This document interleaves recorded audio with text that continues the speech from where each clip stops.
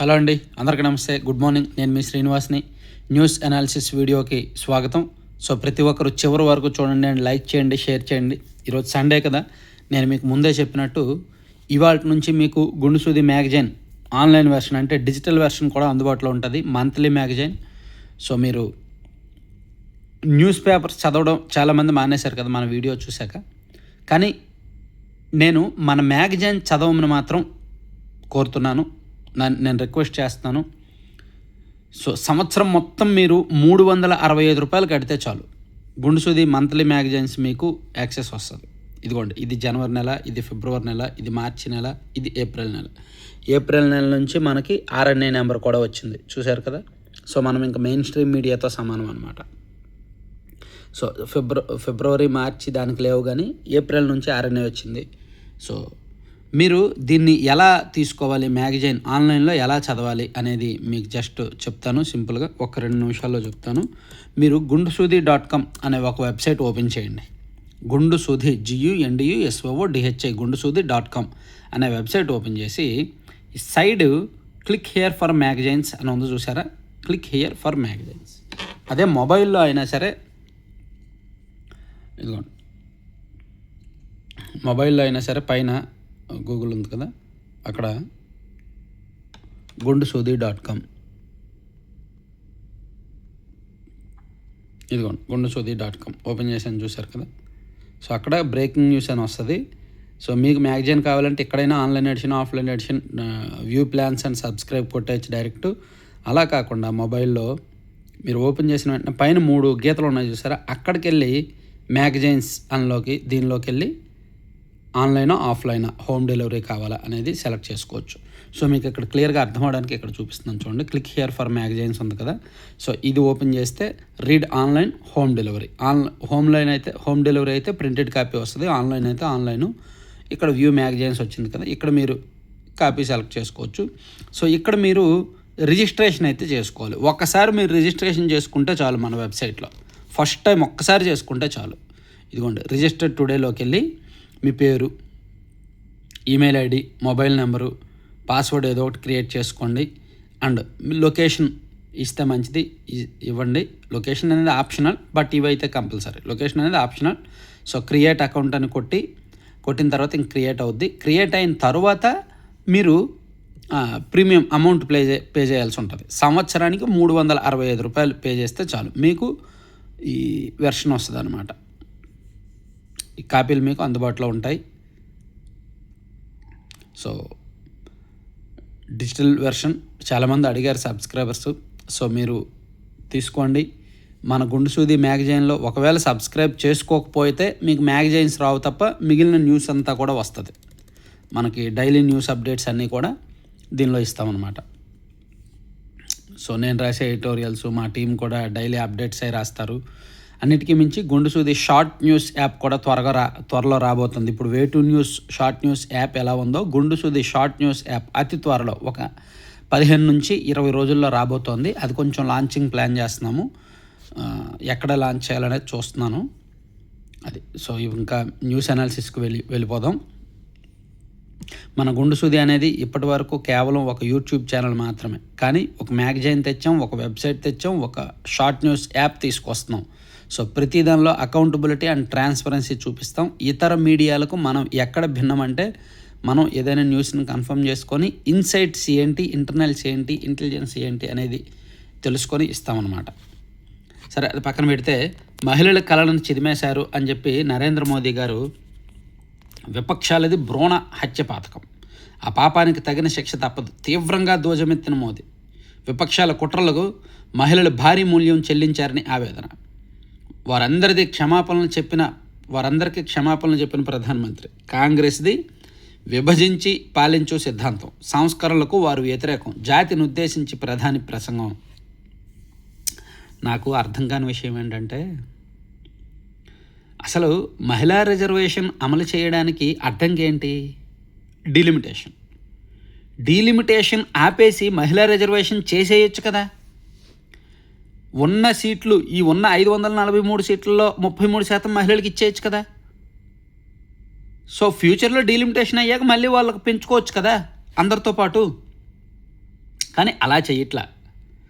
So ఉన్న సీట్లను పెంచి అవే మహిళలకు ఇస్తారంట. మరి ఎందుకు చేయాలి? ఉన్న సీట్లను పెంచడం కాంగ్రెస్ వాళ్ళకి ఇష్టం లేదు. ఎందుకంటే ఎవరు అధికారంలో ఉన్నప్పుడు వాళ్ళు సీట్లు పెంచుకుంటే వాళ్ళకు అనుకూలం అవుద్దని వాళ్ళ బాధ. సో ఇది దానికి మహిళల కళ్ళను చిదిమేశారు. ఏంటి 2023లో మహిళా చట్టం ఆమోదం పొందింది కదా, మహిళల రిజర్వేషన్ల చట్టం ఆమోదం పొందింది కదా, దానిలో ఎందుకు డీలిమిటేషన్లు లింక్ పెట్టారు? అండ్ నిన్న విపక్షాలు ఓడించింది మహిళల రిజర్వేషన్ల బిల్లును కాదు కదా, రాజ్యాంగ సవరణ బిల్లును కదా. రాజ్యాంగ సవరణ దేన్ని ఉద్దేశించింది? డీలిమిటేషన్ ఉద్దేశించింది కదా. చూసారా, ఇక్కడ నరేంద్ర మోదీ గారు కానీ బీజేపీ పక్షాలు కానీ ఎవరి గేమ్ వాళ్ళు ఆడుతున్నారు. అటు కాంగ్రెస్ వాళ్ళు ఏంటి, విభజన ఇప్పుడు జరిగితే, నియోజకవర్గాలు పునర్విభజన జరిగితే వాళ్ళకి పొలిటికల్గా ఫ్యూచర్ ఉండదు, శాశ్వతంగా వాళ్ళు అధికారానికి దూరం అవుతారు. అది వాళ్ళ ప్లాను. సో ఇప్పుడు వీళ్ళు ఏం చేస్తున్నారు, నియోజకవర్గాలు పునర్విభజన చేస్తే వీళ్ళకి రాజకీయంగా లాభం. సో కానీ ముందుకు మాత్రం మహిళా రిజర్వేషన్ చూపిస్తున్నారు. ఎంత గేమో చూడండి. ఫ్రంట్ ఫేస్లో మహిళా రిజర్వేషన్ చూపిస్తున్నారు, కానీ బ్యాక్ ఎండ్లో వీళ్ళు చేసేది నియోజకవర్గాల పునర్విభజన. అది వీళ్ళకి రాజకీయంగా అనుకూలం. సో దాన్ని మహిళల్ని ముందు పెట్టి, మహిళల సెంటిమెంట్ని ముందు పెట్టి నియోజకవర్గాలు పునర్విభజన చేయాలనుకున్నారనమాట. సో మీరు తెర వెనక మీ ఉద్దేశం ఇది కాబట్టి మేము అడ్డుకుంటున్నామని చెప్పి వాళ్ళు నియోజకవర్గాల పునర్విభజన అడ్డుకున్నారు. కాబట్టి మహిళల రిజర్వేషన్ ఆగిపోయింది. 2023లో ఆమోదించిన చట్టం ప్రకారం మహిళా రిజర్వేషన్ ఇచ్చేయచ్చు, కానీ ఇవ్వట్లా. సో అందుకే నిన్న నరేంద్ర మోదీ గారు ఆయనకే సాధ్యమయ్యే ఎక్స్ప్రెషన్స్తో, ఆయనకే సాధ్యమయ్యే డైలాగులతో నిన్న సాయంత్రం ఒక వీడియో రిలీజ్ చేశారు. Not press meet, video release చేశారు. మహిళలు క్షమించరు, మహిళా బిల్లును అడ్డుకున్న పాపం విపక్షాలదే అని చెప్పి గట్టిగా, ఇదిగోండి 2023 నాటి చట్టాన్ని అమలు చేయాలి, కేంద్రానికి లేఖ రాస్తాం విపక్షాలు. మహిళా రిజర్వేషన్ల విషయంలో 2023 నాటి చట్టాన్ని అమలు చేయాలని విపక్ష ఇండియా కూటమి నేతలు డిమాండ్ చేశారు. ఈ అంశంపై అతి త్వరలో కేంద్ర ప్రభుత్వానికి లేఖ రాస్తామని వెల్లడించారు. చట్టసభల్లో మహిళా రిజర్వేషన్లకు తాము మద్దతు ఇస్తున్నామని స్పష్టం చేశారు. చట్టసభల్లో మహిళల ప్రాతినిధ్యాన్ని పెంచాలన్న చిత్తశుద్ధి ప్రభుత్వానికి ఉంటే రిజర్వేషన్లు తక్షణమే అమలులోకి తీసుకురావాలని అన్నారు. కరెక్టే కదా. 2023లో ఆమోదం పొందిన చట్టాన్ని అమలు చేసేయచ్చు కదా. అదనమాట. ఇక ఆడపడుచుల ఆత్మాభిమానాన్ని దెబ్బతీశారని చెప్పి ఇక్కడ ఆంధ్రప్రదేశ్లో అధికార పార్టీ మహిళా రిజర్వేషన్ల విషయంలో నేను నిజాలు చెప్తున్నాను కాబట్టి చాలామంది నా సబ్స్క్రైబర్స్కి నేను నచ్చకపోవచ్చు, ఈ వీడియో నచ్చకపోవచ్చు, కానీ మనం నిజాలు మాట్లాడాలండి. మహిళా రిజర్వేషన్లు అమలు చేసేయాలంటే 2023 చట్టాన్ని అమలు చేసేయచ్చండి. కానీ పునర్విభజన జరిగిన తర్వాత, సీట్లు పెరిగిన తర్వాతే మహిళలకు ఇస్తాము అని చెప్పడం తప్ప రైటా అనేది ఎవరికి వాళ్ళు ఆలోచించండి. ఇక్కడ చూడండి, ఆడపడుచుల ఆత్మాభిమానాన్ని దెబ్బతీశారని చెప్పి ఇండియా కూటమిపై సీఎం చంద్రబాబు ధ్వజం. మహిళా రిజర్వేషన్ బిల్లును అడ్డుకోవడాన్ని నిరసిస్తూ భాగస్వామి పక్షాలతో ర్యాలీ. నిడదవోలు నుంచే దేశవ్యాప్త ఉద్యమానికి శ్రీకారమని వెల్లడి. అంతేలే, మనం అందరికంటే ముందుంటాంగా. మనం అందరికంటే సున్నం పూసుకోవాలన్నా ముందుంటాం, కయ్యం పూసుకోవాలన్నా ముందుంటాం.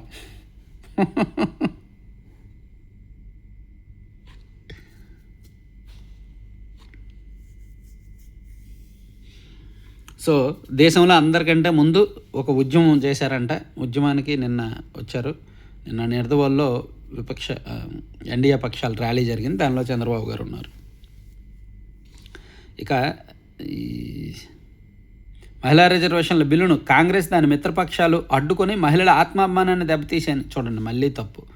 మహిళా రిజర్వేషన్ బిల్లును నిన్న అసలు ప్రవేశపెట్టలేదు. మహిళా రిజర్వేషన్ బిల్లు 2023లోదే.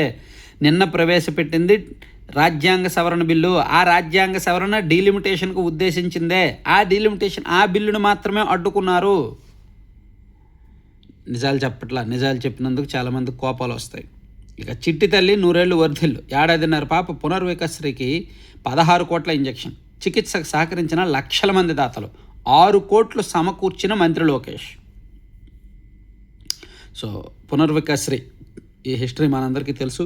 సోషల్ మీడియాలో లక్షలాది మంది స్పందించి ఆమెకు 10 కోట్ల వరకు ఆ పాపకు, ఆ చిన్నారికి సమకూర్చారు.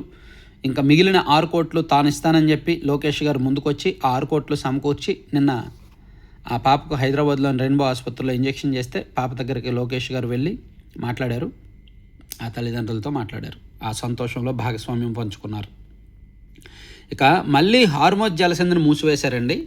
మూసివేసేయడమే కాకుండా ఆ మార్గంలో వస్తున్న భారత్ నౌకల మీద నిన్న ఇరాన్ IRGC బృందాలు దాడులు చేశాయి, కాల్పులు జరిపాయి. సో అమెరికా దిగ్బంధనానికి నిరసనగా ఈ నిర్ణయం తీసుకున్నట్టు వెల్లడి. బ్లాక్మెయిల్ కుదరదు ట్రంప్. మరి మీరు చేస్తుంది ఏంటో.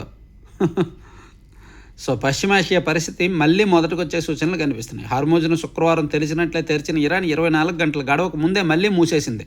తమ ఓడరేవుల దిగ్బంధనాన్ని అమెరికా కొనసాగిస్తున్నందుకు నిరసనగా ఈ నిర్ణయం తీసుకున్నట్టు ఇరాన్ సెక్యూరిటీ కౌన్సిల్ ప్రకటించింది. హర్మోజ్ పూర్తిగా తమ అధీనంలోనే ఉంటుందని స్పష్టం చేసింది. ఇలాగైతే రెండో విడత చర్చల్లో పాల్గొనబోమని కూడా అమెరికాకు ఇరాన్ సందేశం పంపింది. అంతేకాకుండా తమ అనుమతి లేకుండా దాటడానికి ప్రయత్నించిన కొన్ని వాణిజ్య నౌకలపై శనివారం దాడులు చేసింది. అందులో భారత నౌకలు కూడా 2 ఉన్నాయి. భారత్ జెండా ఉన్నా సరే వాటి మీద దాడులు చేసిందనమాట. ఇక సీనియర్ ఇంటర్లోనూ ఇంప్రూవ్మెంట్. ఫెయిల్ అయినా ఉత్తీర్ణత సాధించుకోవచ్చు. సాధారణంగా ఇంటర్లో ఫస్ట్ ఇయర్లో బెటర్మెంట్ ఉంటుంది కదా, బెటర్మెంట్ రాసి మార్కులు తెచ్చుకోవడానికి ప్రయత్నిస్తాం కదా. సో అలా సెకండ్ ఇయర్లో కూడా ఇప్పుడు ఇంప్రూవ్మెంట్ వచ్చిందండి. దానికి తగిన అమౌంట్ కట్టుకొని ఇంటర్మీడియట్లో బెటర్మెంట్ రాసుకోవచ్చు సెకండ్ ఇయర్లో కూడా. ఇక నిడదవోలు దువ్వాడ మధ్య మరో 2 రైల్వే లైన్లు, 3వ 4వ లైన్ల నిర్మాణానికి కేంద్ర మంత్రివర్గం ఆమోదం.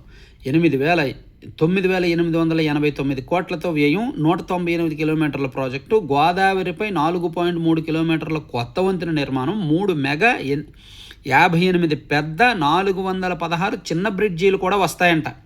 5 ఏళ్లలో పూర్తి చేయాలని లక్ష్యం. రాష్ట్రంలో ఒక కొత్త రైల్వే లైన్ రాబోతోంది. నిడదవోలు నుంచి, అంటే ఉమ్మడి పశ్చిమ గోదావరి జిల్లా పరిధిలో ఉన్న నిడదవోలు నుంచి దువ్వాడ మధ్య కొత్త లైన్లు నిర్మిస్తున్నారంటే దానికి 9,888 కోట్లు అంచనా వేశారు. 198 కిలోమీటర్ల ప్రాజెక్ట్ ఇది. సో ఇది 5 ఏళ్లలో పూర్తి చేయాలనేది టార్గెట్. ఇక కేంద్ర ప్రభుత్వ ఉద్యోగులకు 2% డిఏ పెంచారంట.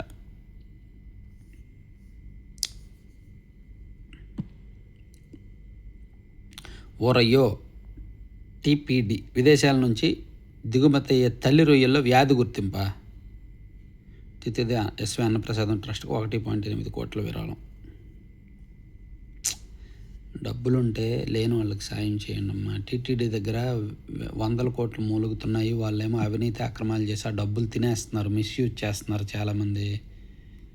డబ్బులుంటే పేదలకు సాయం చేయండి. P4లో పెట్టండి. P4 ద్వారా కొన్ని కుటుంబాలని అడాప్ట్ చేసుకోండి. ఏంటో చాలామంది దేవుళ్ళకి ఇస్తారు.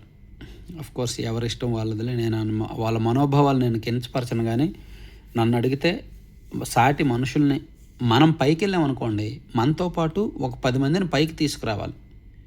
అది నా ఉద్దేశం అదనమాట. కోర్స్ నేను అలా ప్రయత్నించి దెబ్బయ్యానులే.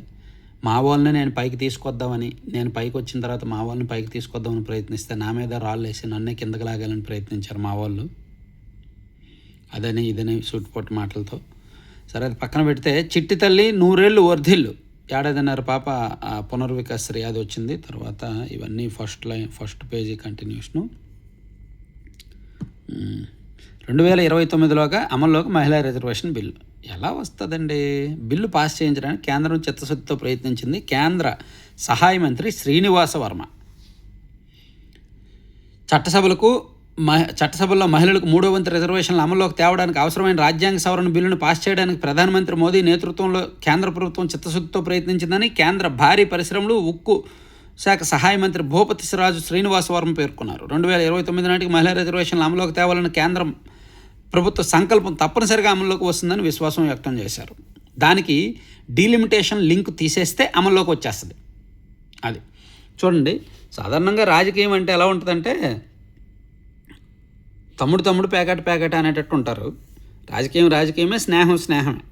చూడండి, ఇక్కడ శ్రీనివాస వర్మ, ఇటు పక్కన పెమ్మసాని చంద్రశేఖర్ గారు, ఇటువైపు కుమారస్వామి గారు, ఇక్కడ రఘురామకృష్ణరాజు గారు, మధ్యలోనేమో రేవంత్ రెడ్డి గారు, కాంగ్రెస్ నేత. ఇది శ్రీనివాస వర్మ గారి నివాసంలో ఒక కార్యక్రమం జరిగింది. ఆ కార్యక్రమానికి రేవంత్ రెడ్డి గారు వెళ్ళారనమాట. దానికి అన్ని పార్టీల వాళ్ళు వెళ్ళారు. దీన్ని సాక్షి వాళ్ళు ఎలా రాశారు తెలుసా? వీళ్ళకి పాపం ఏం పని దొరక్క, ఇదిగోండి, ఎన్డీఏతో స్నేహం, కాంగ్రెస్తో బంధం, మరోసారి చర్చనీయాంశమైన చంద్రబాబు ముసుగు రాజకీయం. ఇది ఒక ప్రైవేట్ కార్యక్రమం శ్రీనివాస వర్మ గారి ఇంట్లో జరిగింది. దానికి రేవంత్ రెడ్డి గారు వెళ్ళారు. దానికి అందరూ కలిపి వీళ్ళందరూ ఒకటే అని చెప్పి రాస్తే ఎలా? ఎస్, స్నేహమే. ఇదిగోండి ఇక్కడ రేవంత్ రెడ్డి గారు తెలుగుదేశం పార్టీలోంచి ఎదిగారు, తెలుగుదేశం పార్టీలో నాయకుడిగా ఎదిగి సీఎం స్థాయికి వెళ్ళారు. కాబట్టి ఆయన మీద టీడీపీ కార్యకర్తలకు ఆయన మీద సానుకూలత ఉంటుంది, ఎమ్మెల్యేలకు ఉంటుంది. ఆయన ఒక రోల్ మోడల్ చాలామందికి. సో అందుకని మహిళా ఎమ్మెల్యేలు ఆయన కలిసి ఫోటో దిగారు నిన్న ఢిల్లీలో. అది సో దీంతో ఇంకా కాంగ్రెస్తో బంధం అని రాస్తున్నారు. కాంగ్రెస్తో చంద్రబాబు గారు ఎలా ఉంటుందంటే, కాంగ్రెస్తో బంధాలు ఉండవు, ఒకరితో స్నేహం ఉంటే మరొకరితో శత్రుత్వమే. ఆ లైజనింగ్లు ఇంటర్నల్ మెయింటైన్ చేయడాలు ఏమి ఉండవు. ఇక పవన్ కళ్యాణ్ గారికి శస్త్రచికిత్స జరిగిందంటండి. ఒక వారం నుంచి 10 రోజుల పాటు ఆయన విశ్రాంతి తీసుకోవాలి. ఈఎన్టీకి సంబంధించిన చికిత్స జరిగిందని చెప్తున్నారు. ఇక మహిళా బిల్లును అడ్డుకున్న కాంగ్రెస్పై పోరు. భాజపా జాతీయ సహసంఘటన ప్రధాన కార్యదర్శి శివప్రకాష్, జగన్ భాజపా దత్తపుత్రుడే, విరుచుకుపడ్డ ఏపీసీసీ అధ్యక్షురాలు షర్మిల. జగన్ భాజపా దత్తపుత్రుడేనని తేలిపోయిందని, రాజ్యాంగానికి విఘాతం కలిగించే అక్రమ బిల్లులకు వంతపాడడంతో పాటు తెర తొలగిపోయిందని ఏపీసీసీ అధ్యక్షురాలు షర్మిల విమర్శించారు. అదో మారీచ బిల్లు, అందుకే ఓడించాం తెలంగాణ సీఎం రేవంత్ రెడ్డి. ఇదిగోండి, నాద నీరాజనంలో దోపిడీ, స్వామివారి వేదికపై సీనియర్ ఉన్నతాధికారి దంద, ఇప్పటికే 5 కోట్లు స్వాహా. కళాకారుల ముసుగులో ఇతరులకు బ్రేక్ దర్శనాలు. సో కళాకారుల ముసుగులో వాళ్ళకి రోజుకి 50,000 60,000 ఇస్తున్నా అని చెప్పి తిరిగి వాళ్ళ దగ్గర ఒక 10% కమిషన్ తీసుకుంటున్నాడంట ఒక ఉన్నతాధికారి. ఇలా దాదాపుగా 5 కోట్ల వరకు దోపిడీకి పాల్పడ్డాడంట. చెప్పాను కదా, శ్రీవారి ఆలయంలో భక్తులేమో భక్తి కొద్దీ కోట్లు ఇస్తారు, వీళ్ళేమో అధికారులు పాలకులేమో అవకాశం కొద్దీ దోచుకుంటారు, దోపిడీ చేస్తుంటారు. సో అందుకే దాని బదులు మానవులకి ఇస్తే మంచిది అనేది నా ఆలోచన అనమాట. నేను అందుకే చెప్పాను. సో ఇవన్నీ ఈనాడులో అంశాలు, ఇవి నేషనల్ అంశాలు.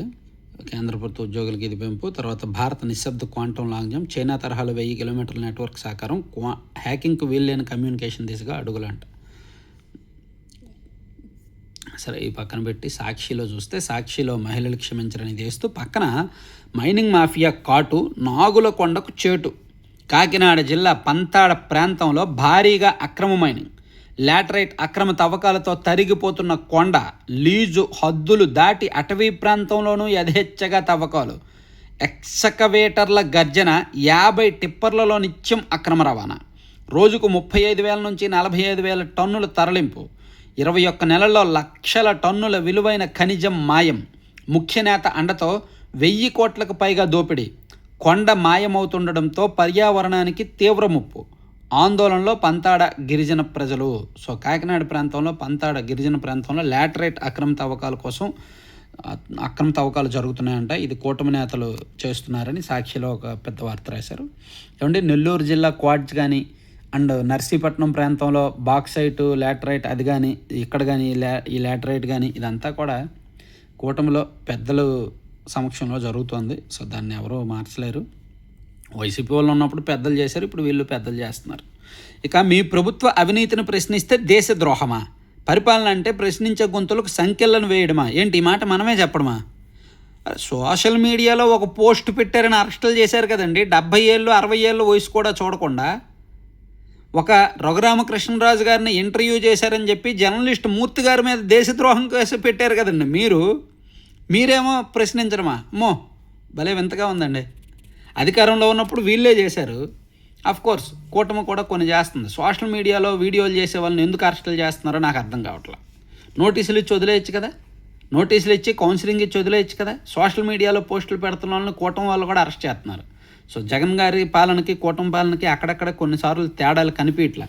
సోషల్ మీడియాలో పోస్ట్ పెడితే పిలవండి, పోలీస్ స్టేషన్కి పిలిచి కౌన్సిలింగ్ ఇవ్వండి, లేదా నోటీస్ ఇవ్వండి, చట్ట ప్రకారం వెళ్ళండి. ఇక మీ ప్రభుత్వ అవినీతిని ప్రశ్నిస్తే దేశద్రోహమా, పరిపాలన అంటే ప్రశ్నించే గొంతులకు సంఖ్యలు వేయడమా, తెలుగు రాష్ట్రాల్లోని జర్నలిస్టులపై మీకు ఎందుకు అంత కక్ష? అయితే ఇక్కడ సోషల్ మీడియాకి వచ్చేసరికి ఉన్నాయి కొంతమంది భావ వ్యక్తీకరణ స్వేచ్ఛతో మరీ దారుణమైన పోస్టులు పెడుతున్నారు కాబట్టి అటువంటి వాళ్ళకి ట్రీట్మెంట్ తప్పట్లేదు. సో వైసీపీని కట్టడి చేయాలంటే పోలీసులు ఆ తరహాలో వెళ్లాల్సిందే అనేది కూటమి ఆలోచన కావచ్చు బహుశా.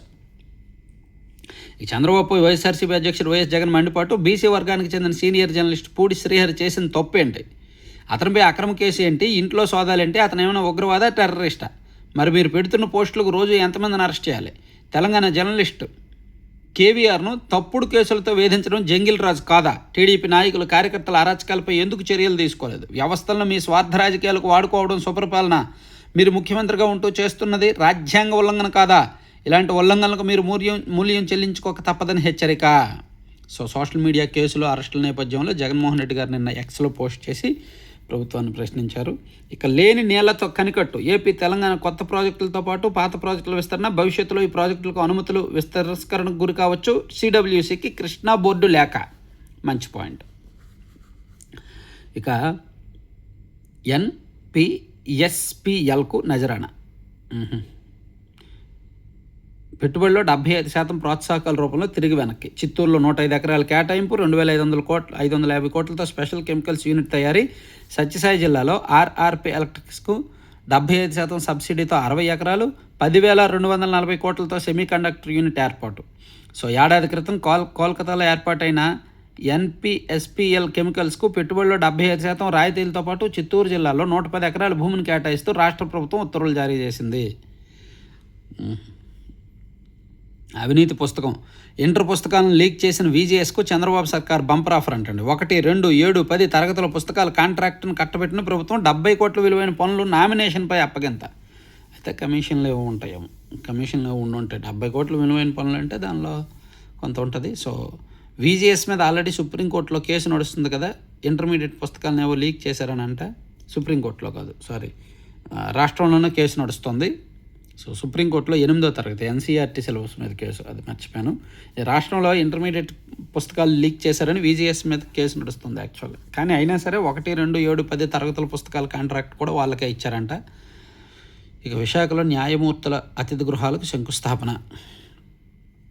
సో ఇవన్నీ సాక్షిలో అంశాలండి. ఇక చంద్రబాబు సర్కార్ మళ్ళీ అప్పు. చంద్రబాబు చేస్తున్న అప్పు 4,600 కోట్లు అంట వచ్చే మంగళవారం. చిత్రగుప్తుడి పాపాలు లెక్కలాగా వీళ్ళు అప్పులు భలే రాస్తున్నారు చూడండి. వారం చేసే అప్పు, నెలకు చేసిన అప్పు, రోజుకు చేస్తున్న అప్పు, ఈ 2 సంవత్సరాల్లో చేసిన అప్పు ఇట్లా రాసుకుంటున్నారు. ఇక ఆంధ్రజ్యోతిలో చూసుకుంటే దక్షిణాదికి ముందుంది ముప్పు అని ఏబిఎన్ఆర్కే గారు రాశారు. కరెక్ట్, దక్షిణాదికి ముందు. ఎందుకంటే డీలిమిటేషను ఇప్పుడు జరగలేదు కదా. 2026 జనాభా లెక్కలు జరుగుతున్నాయి కదా. ఈ జనాభా లెక్కల ప్రాతిపదికన డీలిమిటేషన్ జరిగితే దక్షిణాదికి అసలైన అన్యాయం అప్పుడు జరుగుద్ది అనేది కరెక్ట్. సో ఈ డీలిమిటేషన్ అనేది చాలా శాస్త్రీయంగా, చాలా జాగ్రత్తగా జరగాలి. ఇప్పుడు కాంగ్రెస్ వాళ్ళు దక్షిణాదికి అన్యాయం పేరుతో డీలిమిటేషన్ బిల్లును అడ్డుకున్నప్పటికీ వాళ్ళ అసలు కారణం ఏంటంటే, అసలు ఉద్దేశం ఏంటంటే, డీలిమిటేషన్ బీజేపీ హయాంలో జరిగితే వాళ్ళు ఇంకా శాశ్వతంగా అధికారంలోనే ఉంటారు బీజేపీ వాళ్ళు, కాంగ్రెస్ వాళ్ళు శాశ్వతంగా గెలవరు అనే భయంతో వాళ్ళు అలా చేశారనమాట. సో పునర్జన్మ. ఏపీ రైల్వే లైన్లు కేంద్ర ప్రభుత్వ ఉద్యోగులకు డిఏ. ఇక దేశాన్ని అమ్మేసిన మోదీ, ట్రంప్ నియంత్రణలో పాలన. దీనికి కారణం ఎప్స్టీన్ ఫైల్సే. మహిళా బిల్లుపై కేంద్రం పచ్చాబద్దాలు ఆడుతోంది రాహుల్. 243 సీట్లలో కోటా ఇస్తే మద్దతు ఇస్తాం. 2029 ఎన్నికల్లో లబ్ధికే డీలిమిటేషన్ బిల్లు ప్రియాంక. ఇక దేశ చరిత్రలో బ్లాక్ డే. చంద్రబాబు గారు పవన్ కళ్యాణ్ ముక్కుకు సర్జరీ. శ్వాస ఇబ్బందితో హైదరాబాద్కు అపోలోకు, శస్త్రచికిత్స అనంతరం ఇంటికి. పవన్ కళ్యాణ్ గారికి వచ్చిన సమస్య చాలామందికి ఉంటుంది. ఎక్కువగా ముక్కు దిమ్మ కట్టేయడం, ఎప్పటికప్పుడు జలుబు చేయడం, వరుసగా ఎక్కువ తుమ్ములు రాయడం, అంటే డస్ట్ అలర్జీ ఉంటుంది కొంతమందికి, సైనస్ ప్రాబ్లం ఉంటుంది కొంతమందికి. సో అటువంటి సమస్య అనమాట ఆయనది. సో దాంతో ఆయనకు శ్వాస ఆడడం ఇబ్బంది అవ్వడంతో ముక్కుకు శస్త్రచికిత్స చేశారంట.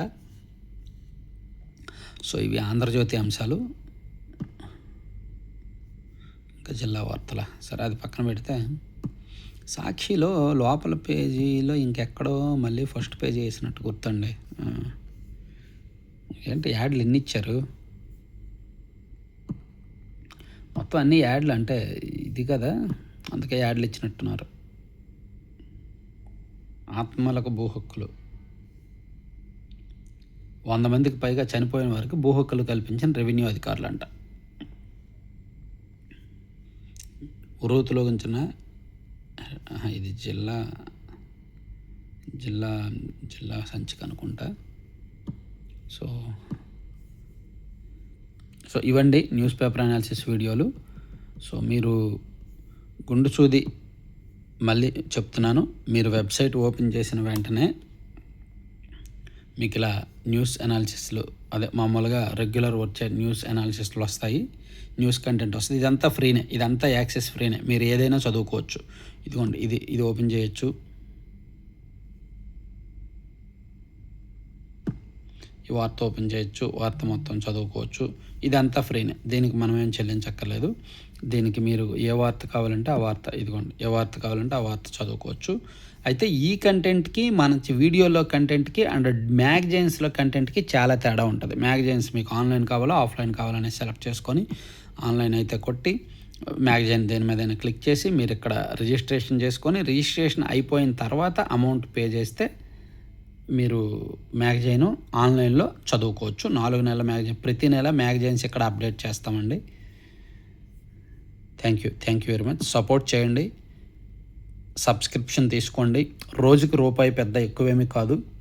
ఎందుకంటే మన ఛానల్, మన సంస్థ నడవాలి అంటే తప్పనిసరి పరిస్థితుల్లో పెట్టాల్సి వచ్చింది. మ్యాగజైన్లో ఇచ్చే కంటెంట్ కూడా వాల్యుబుల్ కంటెంట్ ఉంటుంది. మీరు పే చేసే ప్రతి రూపాయి కూడా మీకు వృధా అవ్వదు. సో ఆఫ్లైన్ ఎందుకంటే 100 రూపాయలు పెట్టాము, మాకు డెలివరీకి 70 రూపాయలు అవుతుంది, ప్రింటింగ్కి 32 రూపాయలు అవుతుందండి. అంటే తిరిగి ఒక 2 రూపాయలు మా చేతుల్లోవే పడుతున్నాయి అన్నమాట. ఆఫ్లైన్ డెలివరీకి 70 రూపాయలు పే చేస్తాం మేము, డిటీడీసీ కొరియర్కి కానీ పోస్ట్ ఆఫీస్కి కానీ. అండ్ మీకు ప్రింటింగ్కి 32 రూపాయలు అవుతుంది. అంటే తిరిగి 2 రూపాయలు జేబులోవే పడుతున్నాయి కొన్ని సందర్భాల్లో. సో అందుకే తప్పనిసరి పరిస్థితుల్లో ఆఫ్లైన్ ఏమో ఆ రేట్ పెట్టాల్సి వచ్చింది. So online thank you. So చూడండి, వెబ్సైట్ విజిట్ చేయండి. ఏమైనా సమస్యలు వస్తే, ఏమైనా ప్రాబ్లం వస్తే మా నెంబరు వెబ్సైట్లోనే కింద ఉంటుంది, ఇదిగోండి 9391335993. ఆ నెంబర్కి మీరు వాట్సాప్లో మెసేజ్ చేయండి మీకు ఆన్లైన్లో ఏమైనా ఇబ్బంది వస్తే. ఇదిగోండి మనం గుండు సూది వెబ్సైట్లో పోస్ట్ చేసిన వార్తలు ఇవి. సో మీకు ఖాళీ ఉన్నప్పుడు వెబ్సైట్ ఓపెన్ చేసి చదువుతూ వార్తలు, న్యూస్ అప్డేట్స్ చూసుకోండి. ఖాళీగా ఉన్నప్పుడు మ్యాగజైన్స్ కూడా సబ్స్క్రైబ్ చేసుకోవచ్చు. Thank you.